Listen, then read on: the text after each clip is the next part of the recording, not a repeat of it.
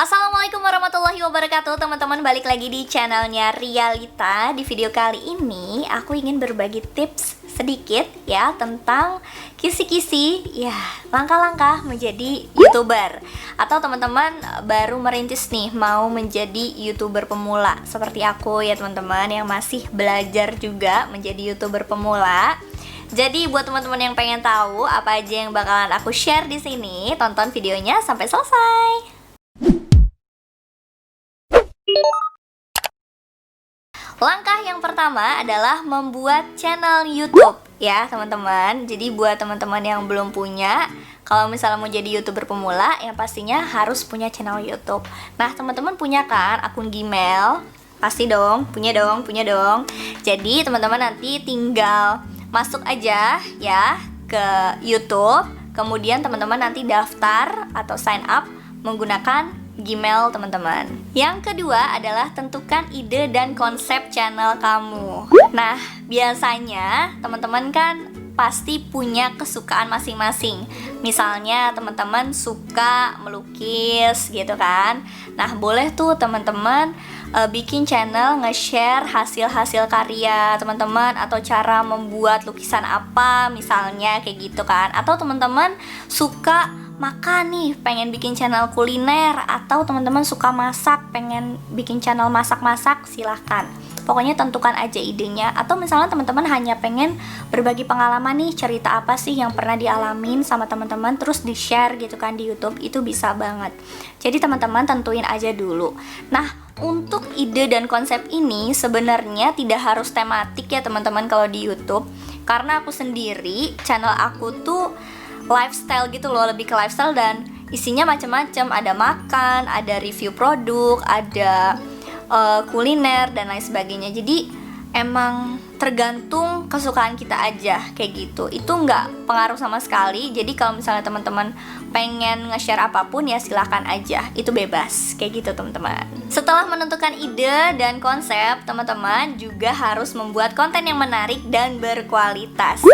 Menarik dan berkualitas di sini bukan harus kayak pakai kamera yang mahal kayak gitu kan, atau konsep yang mewah, enggak juga teman-teman. Jadi teman-teman bisa berkreativitas ya setinggi mungkin ya, bikin video di channel YouTube kamu, tapi dengan barang-barang yang emang kamu punya kayak gitu. Jadi jangan memaksakan menurut aku ya. Yang menarik di sini kan gimana sih channel kamu tuh bisa beda dari channel yang lain kayak gitu. Teman-teman harus punya ciri khas dulu. Kayak misalnya mungkin teman-teman bikin opening yang emang ciri khas kalian banget kayak gitu kan. Terus misalnya ada konten-konten yang emang cuma ada di channel kamu. Nah, untuk kualitasnya sendiri itu lebih ke manfaatnya apa untuk orang-orang yang nonton channel kita kayak gitu. Jadi sebisa mungkin usahakan itu ada manfaatnya walaupun sedikit teman-teman. Jadi nanti teman-teman ketika nge-share video itu, orang-orang juga bisa terbantu dengan adanya video kalian kayak gitu. Nah, untuk durasinya sendiri aku saranin itu 5-20 menit aja, itu kayaknya udah cukup.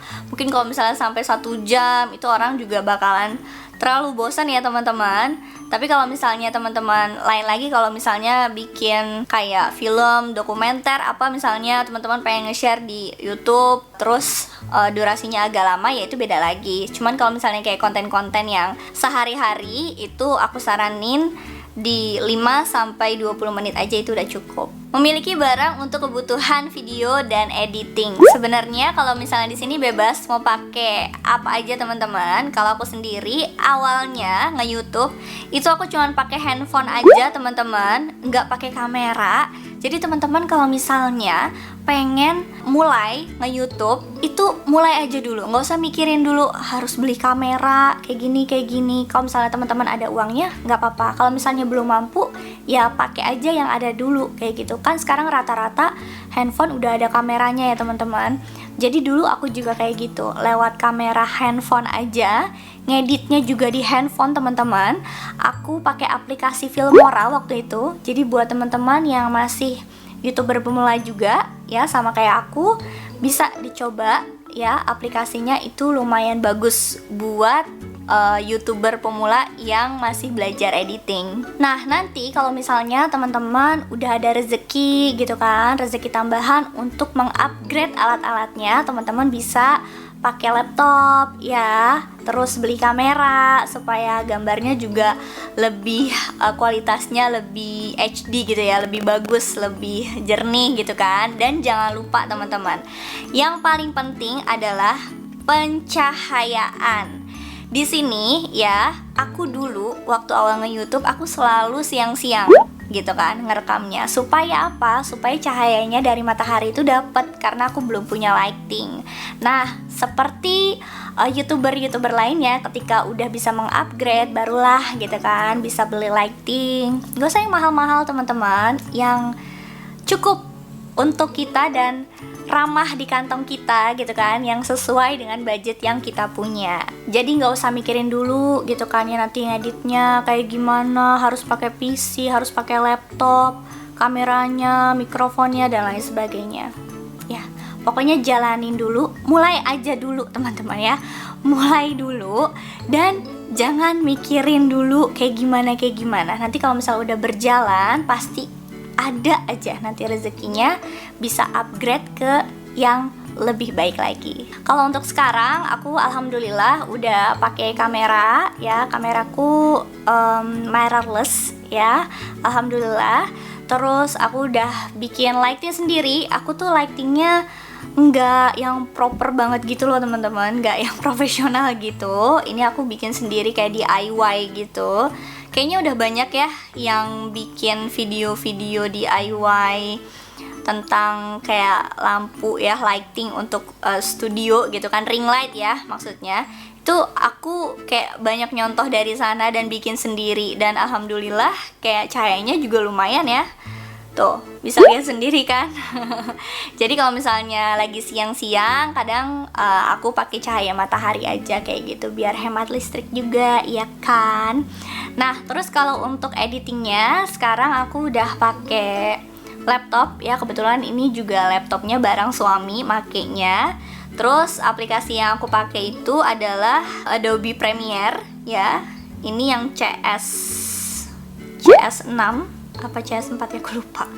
Pokoknya aku udah pakai itu, menurut aku nyaman ya ngedit pakai itu, karena kebetulan waktu aku kuliah di broadcasting ya di Jogja itu juga aku pakai aplikasinya ini gitu. Jadi sama, emang belajar dari sana terus explore sendiri akhirnya bisa gitu. Dan sekarang kepake banget ilmunya waktu aku udah mulai merintis nih serius di dunia YouTube kayak gitu teman-teman. Nah, setelah kalian mulai dan menjalani, teman-teman harus terus belajar ya teman-teman.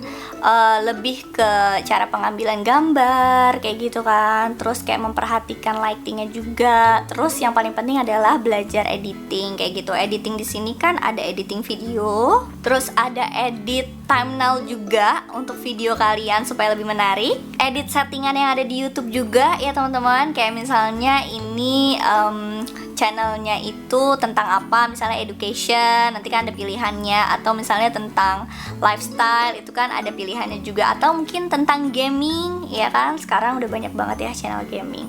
Jadi teman-teman terus belajar, terus mengeksplor. Aku juga banyak baca, banyak nonton juga dari YouTuber-YouTuber yang lainnya. Jadi semakin kita banyak menonton, semakin banyak kita baca, kita juga semakin banyak pengetahuan. Yang selanjutnya teman-teman juga jangan asal kayak upload video ya teman-teman. Teman-teman juga harus memperhatikan videonya itu isinya apa, diperuntukkan untuk siapa, kayak gitu kan. Terus teman-teman juga harus memperhatikan kayak judul videonya, terus thumbnailnya juga kayak gitu kan. Terus deskripsi yang pengen kalian cantumin di video itu apa. Kemudian teman-teman juga mencantumkan tag ya, tag yang sesuai dengan videonya. Jadi jangan yang tidak sesuai, nanti malah susah gitu kan, nggak muncul ke pencarian yang dimaksud kayak gitu. Terus teman-teman juga harus bisa menyesuaikan judul dengan isi videonya, jangan sampai clickbait. Aku paling nggak suka banget ngeliat video yang clickbait, kayak menipu aja sih menurut aku gitu. Jadi usahakan teman-teman itu sesuai gitu kan, apa isinya dengan judulnya kayak gitu. Terus selanjutnya teman-teman harus punya kuota internet yang pastinya teman-teman untuk mengupload videonya. Kalau misalnya teman-teman gak punya kuota internet, teman-teman bisa mungkin mencari ke tempat-tempat yang ada hotspot gratis gitu ya. Teman-teman bisa pakai wifi, jadi nguploadnya nggak perlu mahal-mahal beli kuota internet. Karena aku pun juga kayak gitu. Jadi kalau misalnya kuota internet aku selalu isi tiap bulan, cuman kalau misalnya untuk upload video sesering mungkin kayaknya bakalan cepet habis. Jadi aku memanfaatkan untuk numpang ke kantornya suami buat upload video kayak gitu teman-teman. Jadi ya sekreatif mungkin lah, teman-teman harus bisa punya ide-ide gitu kan, kayak gimana caranya biar bisa upload video kayak gitu. Yang selanjutnya adalah promosiin channel YouTube teman-teman semua. Jadi teman-teman mungkin punya sosmed kan, kayak misalnya Instagram, Facebook, ataupun Twitter. Nah, dari sosmed itu teman-teman bisa membagikan ya, ngasih tahu ke followers teman-teman bahwa teman-teman itu punya channel YouTube, bahwa kita itu punya channel YouTube gitu kan. Ini kontennya, ini channelnya gitu kan. Siapa tahu ada yang tertarik dan nonton video kalian gitu kan. Awalnya juga aku sih malu-malu gitu sih teman-teman, kayak takut diledekin ya kan, ya nggak sih, takut diledekin, cie punya channel YouTube apa segala macam. Yakin aja gitu kan bahwa selama channel teman-teman nggak mengusik orang lain kayak gitu kan, nggak membahayakan juga, jadi pede aja buat di-share gitu ke teman-teman kalian. Minimal ke keluarga dulu deh teman-teman gitu kan, ke keluarga inti, saudara-saudara ya kan, banyak kan kayak sepupu-sepupu kita, terus kayak teman-teman dekat, sahabat-sahabat, nah itu di-share deh, ayo dong subscribe gitu. Tapi ingat ya, jangan memaksakan seseorang untuk mensubscribe. Boleh kita minta subscribe gitu kan, misalnya ke teman kita, tapi jangan memaksa kayak gitu. Dan aku saranin juga teman-teman jangan suka komen-komen di channel orang lain tuh kayak subscribe dong channel aku gini. Itu jangan teman-teman. Menurut aku kalau misalnya video teman-teman itu dibutuhin sama orang lain, orang itu otomatis akan subscribe kamu kayak gitu. Gitu aja deh. Jangan memaksakan orang untuk suka gitu kan, atau mensubscribe channel kita kayak gitu. Pokoknya kalau misalnya selama channel itu dan konten itu dibutuhkan sama orang, orang pasti dengan sendirinya subscribe kayak gitu. Jadi jangan subs for subs kayak gitu. Itu juga kalau nggak salah dilarang ya sama YouTube. Pokoknya teman-teman nanti bisa baca deh, ada peraturannya kayak gitu. Yang selanjutnya adalah aktif berkomunikasi. Berkomunikasi di sini itu aktif liatin komentar teman-teman. Kali aja dari beberapa video teman-teman yang udah di-upload itu ada komentar-komentar yang masuk, misalnya bertanya tentang seputar video yang kalian upload gitu kan. Nah, usahakan teman-teman tuh bales gitu kan. Aku juga kayak gitu waktu awal-awal gitu kan, aku bales-balesin. Sekarang juga masih, karena masih bisa terjangkau sama aku. Komennya belum terlalu membludak kayak artis-artis ya kan. Kalau aku kan bukan artis. Jadi ya kayak gitu. Pokoknya sebisa mungkin bales gitu kan. Walaupun misalnya nih ada komentar yang gak enak gitu kan, mau kalian balas ya silakan, enggak juga gak apa-apa, itu hak kalian kayak gitu. Tapi kalau bisa, kalau misalnya ada komentar-komentar yang emang menanyakan sesuatu hal gitu kan seputar videonya, teman-teman harus membalasnya kayak gitu ya. Sebisa mungkin sih dibalas gitu, supaya ada terjalin komunikasi juga. Kan seneng ya kalau misalnya ketika orang itu nonton video kita terus kayak ngerespon gitu, berarti kan dia ngerti apa yang kita sampaikan kayak gitu. gitu. Yang selanjutnya, kalau di awal ya aku nggak tahu kalau misalnya YouTube bisa menghasilkan pendapatan. Jadi setelah tahu, waktu itu aku membuat akun Google AdSense. Jadi buat teman-teman juga yang emang termotivasi untuk punya pendapatan lewat YouTube, teman-teman harus punya akun Google AdSense. Nah, cara-cara atau langkah-langkahnya itu banyak banget udah di-share, di YouTube juga ada, kemudian di Google juga udah ada ya langkah-langkahnya. Jadi teman-teman bisa cari aja di sana step by stepnya. Jadi yang pastinya teman-teman harus punya akun Google AdSense, dan kalau emang pengen dimonetisasi itu teman-teman harus punya target ya yang disesuaikan sama YouTube itu adalah 1000 subscribers dan 4000 jam tayang. Kalau misalnya teman-teman udah bisa melewati ketentuan itu, teman-teman baru bisa mengajukan monetisasi. Nah, ketika kita mengajukan monetisasi, ini juga butuh waktu untuk peninjauan ya teman-teman. Jadi channel kita ditinjau dulu sama pihak YouTube-nya. Tapi di sini waktunya beda-beda teman-teman. Ada yang cuma 2 jam katanya paling cepat, ada yang cuma sehari, ada yang 3 hari, ada yang sebulan, 2 bulan, bahkan ada yang 3 bulan juga ada. Jadi tergantung dari pihak YouTube-nya itu ya bisa cepet atau enggak. Buat aku pribadi, kemarin aku ngalamin ya teman-teman, itu aku cuman butuh 1 hari peninjauan kayak gitu. Alhamdulillah sih ya. Jadi setiap orang dan setiap channel itu pasti beda-beda. Yang terakhir, yang paling penting ya teman-teman adalah semangat, pantang menyerah, dan teman-teman harus konsisten. Konsisten di sini adalah rajin upload video. Misalnya minimal seminggu 1 kali kalian upload kayak gitu. Terus berjalan, jangan mikirin dulu pengen dapet duit ya teman-teman.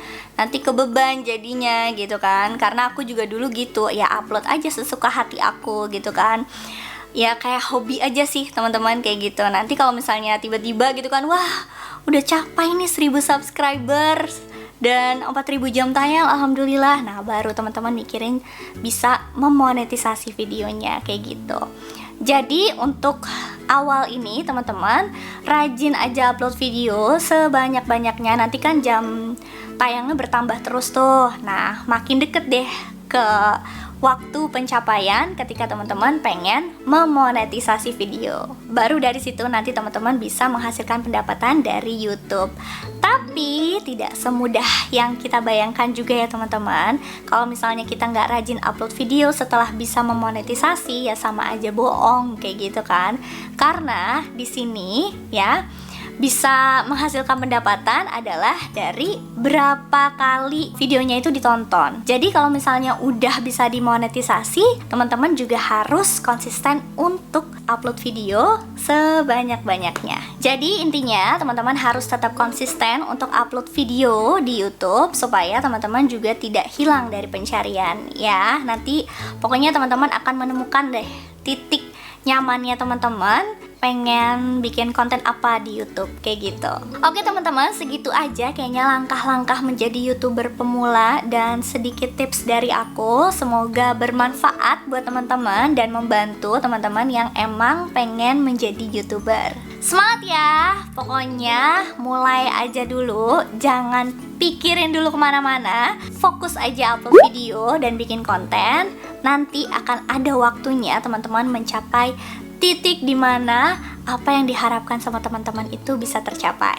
Oke teman-teman, segitu dulu aja ya video kali ini atau berbagi pengalaman kali ini ya teman-teman. Kalau misalnya teman-teman ada pertanyaan bisa tinggalin jejak di kolom komentar di bawah. Sampai ketemu di video selanjutnya. Wassalamualaikum warahmatullahi wabarakatuh. Bye bye.